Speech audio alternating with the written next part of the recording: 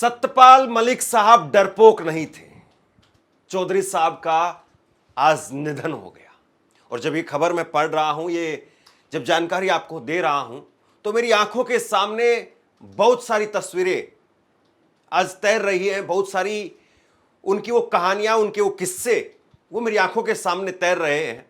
और सत्यपाल मलिक साहब ने अपने जीवन के आखिरी दिनों में भी वो खूंटा रोप करके गए हैं जो शायद कोई उखाड़ नहीं पाएगा। सत्यपाल मलिक की डाइंग डिक्लेरेशन है, डाइंग डिक्लेरेशन। और डाइंग डिक्लेरेशन मोदी सरकार को भी शायद बहुत भारी पड़ेगी।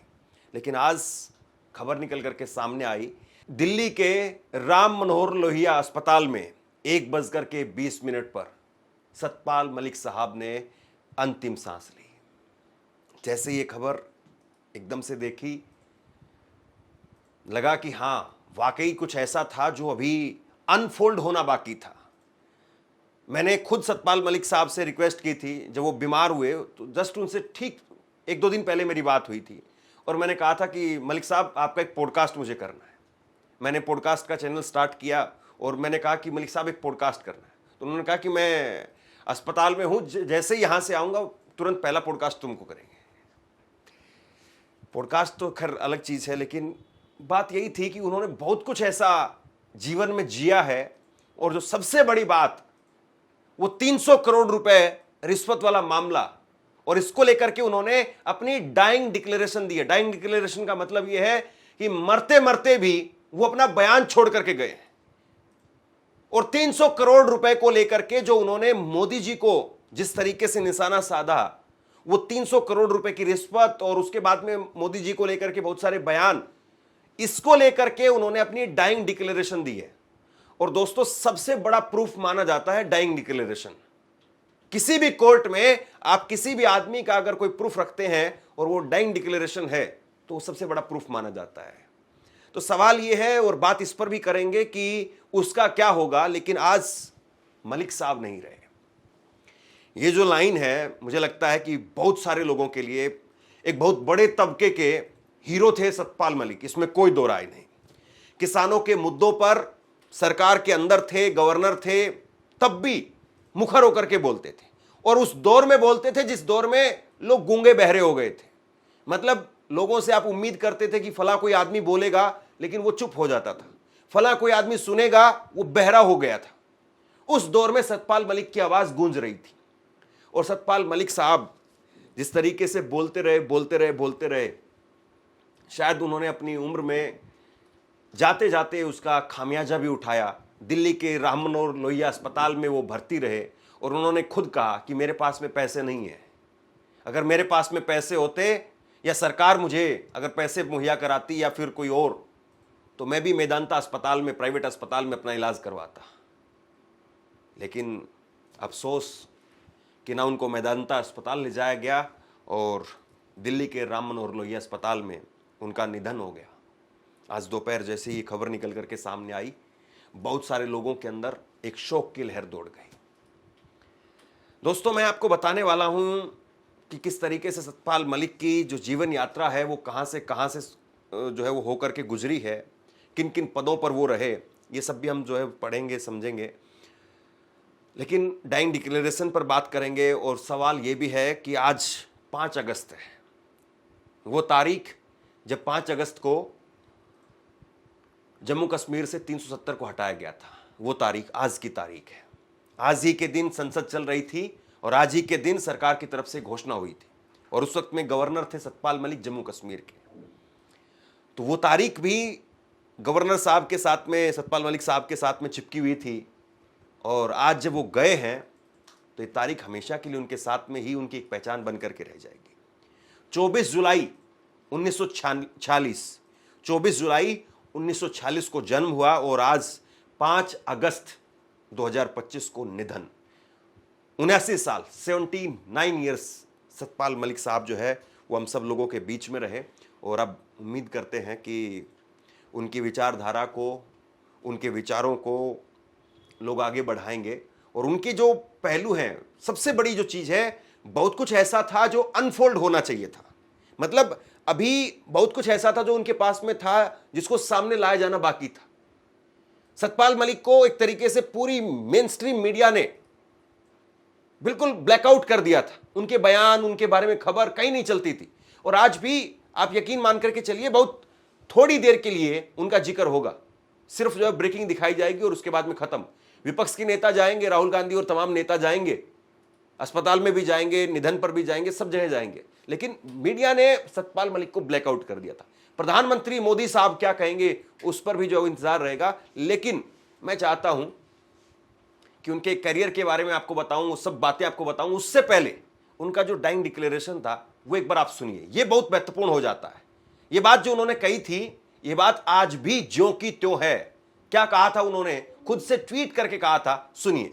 सतपाल मलिक ने यह ट्वीट अपने निधन से 2 महीने पहले 7 जून 2025 को किया था और उस वक्त में कहा था, नमस्कार साथियों, मैं पिछले लगभग 1 महीने के करीब से अस्पताल में भर्ती हूं, किडनी की समस्या से जूझ रहा हूं।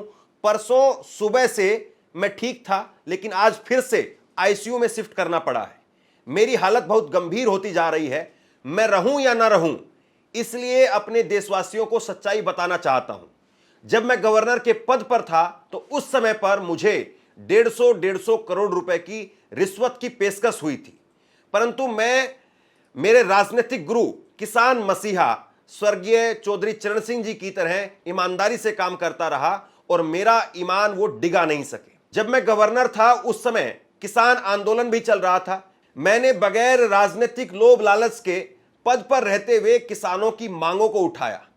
फिर महिला पहलवानों के आंदोलन में जंतर मंतर से लेकर के इंडिया गेट तक उनकी हर लड़ाई में उनके साथ रहा। पुलवामा हमले में शहीद वीर जवानों के मामले को उठाया, जिसकी आज तक इस सरकार ने कोई जांच नहीं करवाई। सरकार मुझे सीबीआई का डर दिखा करके झूठे चार्जशीट में फंसाने के बहाने ढूंढ रही है। जिस मामले में मुझे फंसाना चाहते हैं उस टेंडर को मैंने खुद निरस्त किया था। मैंने खुद प्रधानमंत्री को बताया था कि इस मामले में करप्शन है। उन्हें बताने के बाद में मैंने खुद उस टेंडर को कैंसिल किया। मेरा तबादला होने के बाद में किसी अन्य के हस्ताक्षर से यह टेंडर हुआ। मैं सरकार को और सरकारी एजेंसियों को बताना चाहता हूं कि मैं किसान कौम से हूं। मैं न तो डरने वाला हूं और ना ही झुकने वाला हूं। सरकार ने मुझे बदनाम करने में पूरी ताकत लगा दी। अंत में मेरा सरकार से और सरकारी एजेंसियों से अनुरोध है कि मेरे प्यारे देश की जनता को सच्चाई जरूर बताना कि आपको छानबीन में मेरे पास से क्या मिला। हालांकि सच्चाई तो यह है कि 50 साल से अधिक लंबे राजनीतिक जीवन में बहुत बड़े बड़े पदों पर देश सेवा करने का मौका मिला। आज भी मैं एक कमरे के मकान में रह रहा हूं और कर्ज में हूं। अगर आज मेरे पास में धन दौलत होती तो मैं प्राइवेट अस्पताल में इलाज करवाता। सतपाल मलिक 7 जून 2025 को सतपाल मलिक ने यह अपनी डाइंग डिक्लेरेशन दी थी। उन्होंने कहा था, मैं रहूं या ना रहूं, लेकिन आप देश को सच्चाई जरूर बताना। और अब सवाल यही है कि उनके जाने के बाद में क्या अब उनका चैप्टर पूरी तरह से क्लोज कर दिया जाएगा या एजेंसियां उनके इस डाइंग डिक्लेरेशन को लेकर के कोर्ट में फाइट करेंगी। सवाल बहुत सारे हैं दोस्तों, लेकिन आज मलिक साहब का जाना एक बहुत बड़ा गैप। बहुत कम नेता हैं, मतलब शब्द नहीं है मेरे पास में, मैं फंबल कर रहा हूं, अटक रहा हूं। और मलिक साहब को लेकर के जितनी यादें हैं शायद वो भावुक भी कर रही हैं, लेकिन ये सच्चाई है कि वर्तमान समय में उनके जैसा नेता नहीं देखा। स्पष्ट, एकदम बिल्कुल स्पष्ट, ये जानते हुए भी कि हां इसका क्या नफा नुकसान हो सकता है और इसकी परवाह किए बगैर, सब कुछ जानते थे वो, लेकिन फिर भी बगैर परवाह किए बोलते रहे। और ये बहुत कम आज के नेताओं में हमने देखा कि वो इस पार्टी में कूद करके उस पार्टी में, उस पार्टी से कूद करके उस पार्टी में। मलिक साहब भी कई पार्टियों में रहे, ये बात सच्चाई है, कांग्रेस से और फिर भाजपा में, लेकिन आखिर में आप कहां जाकर के टिकते हैं। और ये बात जो है वो महत्वपूर्ण हो जाती है कि आपने जिस तरीके से अपनी बात को एस्टैब्लिश किया, फिर उसके बाद में उस बात पर खड़े रहे, डटे रहे। क्या सतपाल मलिक को ऑफर नहीं हुए होंगे? क्या सतपाल मलिक को मनाने की, बैठाने की, चुप कराने की बातें नहीं की गई होंगी? जरूर की गई होंगी। अब तमाम नेता श्रद्धांजलि देंगे, हो सकता है कि प्रधानमंत्री भी 2 शब्द जरूर लिख दे, और लिखना भी चाहिए उनको। उनका इतना बड़ा काम वो सतपाल मलिक के हाथों से ही हुआ। अब उसको लेकर के डिबेट है कि क्या गलत और क्या सही, लेकिन आप किस तरीके से क्या कुछ हुआ, बहुत सारी बातें आज कही नहीं जानी चाहिए, क्योंकि आज उनके लिए वो दिन नहीं है। लेकिन मैं चाहता था कि उनके साथ में बैठ करके किसी दिन आपको एक लंबी कहानी आपको दिखाऊं, लेकिन खैर नहीं संभव हो पाया। सबसे बड़ी बात यह है, सतपाल मलिक ने जाते जाते अपने आखिरी दिनों में जो बातें कही वो इस सरकार के लिए नासूर की तरह से चुभने वाली है। क्योंकि जाहिर सी बात है, कोई भी बड़ा नेता, कोई भी जननेता अपने निधन के बाद में और बड़ा हो जाता है, ये हमने देखा है।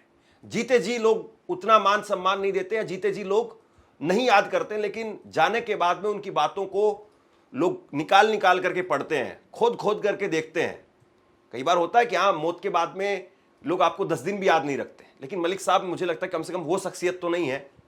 उनके चाहने वाले, उनको याद करने वाले लोग हमेशा हमेशा के लिए याद करेंगे। एक बयान मैं आपको और सुनाता हूं, सतपाल मलिक साहब का एक बयान और देखिए। 25 मई 2025 का बयान है। उस वक्त में उन्होंने ट्वीट करके कहा था, नमस्कार देशवासियों, मैं पिछले लगभग 2 सप्ताह से अस्पताल में भर्ती हूं और अभी 2 दिन पहले मोदी सरकार की एजेंसी सीबीआई ने मेरे ऊपर चार्जशीट दाखिल की। मैं अपने देशवासियों को बताना चाहता हूं कि मैं किसान का बेटा हूं और किसान मसीहा स्वर्गीय चौधरी चरण सिंह द्वारा स्थापित सिद्धांतों का पालन करते हुए अपने राजनीतिक जीवन में पूर्ण ईमानदार रहा हूं। मैं इस चार्जशीट से डरने वाला नहीं हूं।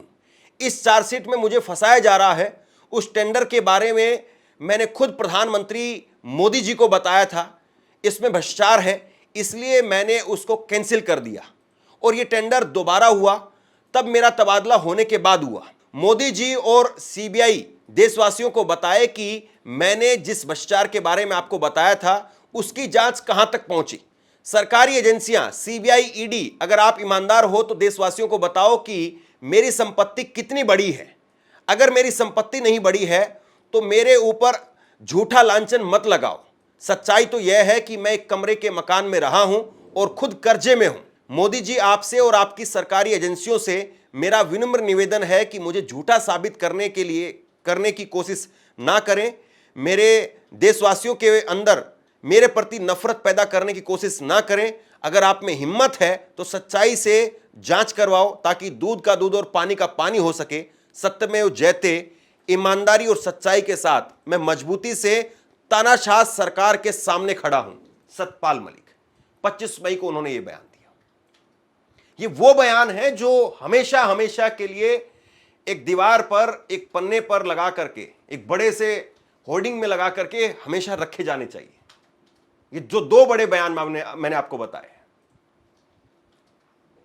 सबसे बड़ी बात यह है कि जिस तरीके से सतपाल मलिक को टारगेट किया गया था, हालांकि कोई भी जांच सिरे नहीं चढ़ पाई, किसी जांच में कोई तथ्य या अंतिम बात निकल करके सामने नहीं आ पाई, और इसीलिए सतपाल मलिक ने अपने आखिरी दिनों में कहा कि भाई सीबीआई, ईडी ये सब बताए कि मेरे पास में कितने पैसे हैं, कितनी संपत्ति है मेरे पास में। और जाहिर सी बात है कि अगर कोई आदमी कोई गलत काम करता है तो गलत काम ऐसा तो नहीं कि समाज सेवा के लिए कर रहा है। गलत काम कर रहा है तो गलत चीज के लिए कर रहा है, यानी पैसे के लिए कर रहा है, पद के लिए कर रहा है। और ऐसा नहीं था कि विपक्षी पार्टियों ने कहीं से उनको राज्यसभा भेज दिया या कुछ और कर दिया, कुछ भी नहीं।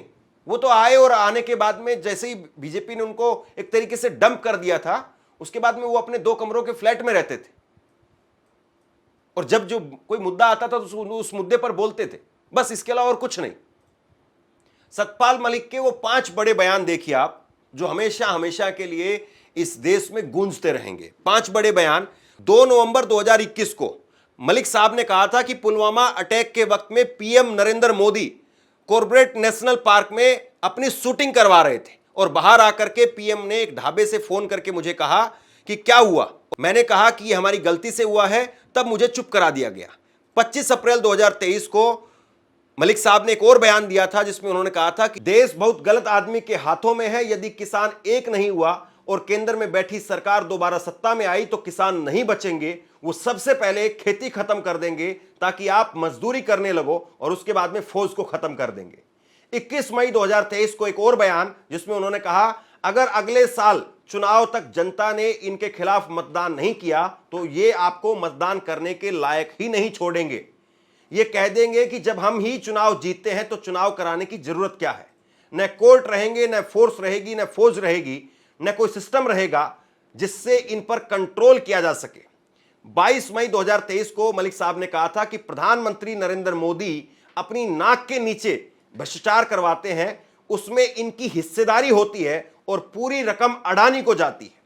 6 मई 2025 को इनका एक और बयान, इन्होंने कहा था कि पहलगाम की असफलता के लिए पीएम मोदी को देश से माफी मांगनी चाहिए। उन्होंने अब तक इसकी जिम्मेदारी स्वीकार नहीं की है। तो सतपाल मलिक के बयान अगर आप देखेंगे तो ऐसे बयान थे कि बस एकदम बुझते हुए तीर।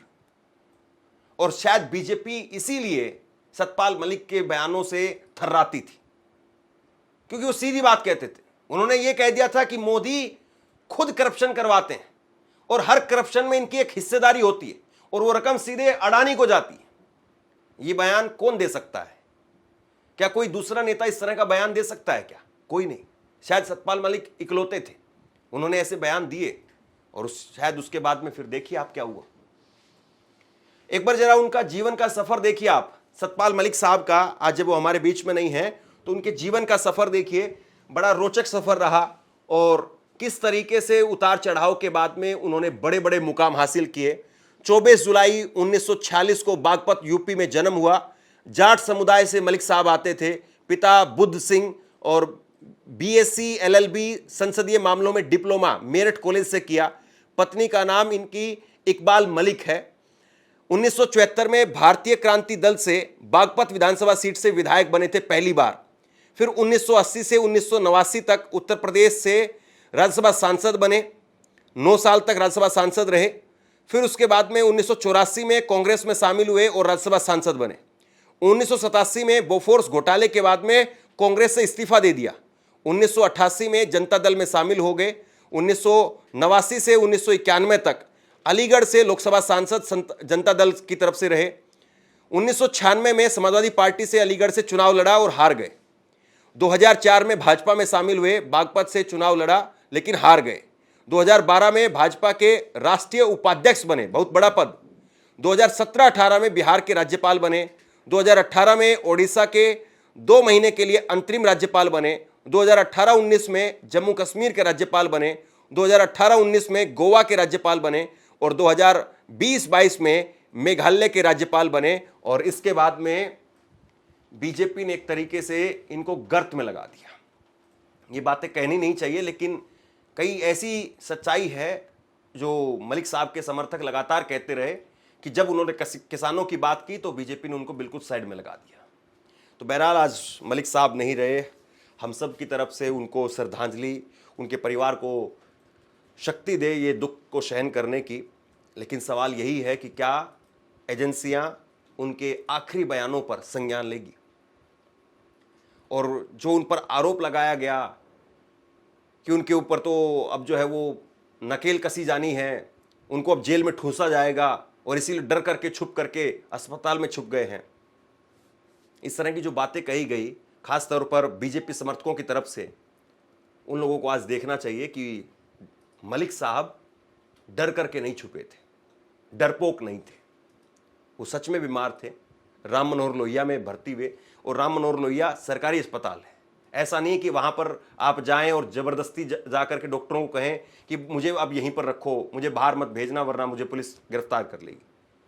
अगर ऐसी कोई बात होती या उनकी कोई रिपोर्ट ऐसी आती कि वो तो पूरी तरह से स्वस्थ हैं, तो सरकार वैसे ही जो है वहां से उनको बाहर करवा देती। सरकारी अस्पताल में आप कब तक इतना चला पाएंगे? और करीब आखिरी के 2.5-3 महीने वो अस्पताल में ही रहे और फिर वहीं से आज निधन की खबर आई है। तो हमारी तरफ से उनको श्रद्धांजलि और इंतजार रहेगा उनके बयानों पर सरकारी एजेंसियां क्या कुछ संज्ञान लेती हैं। धन्यवाद।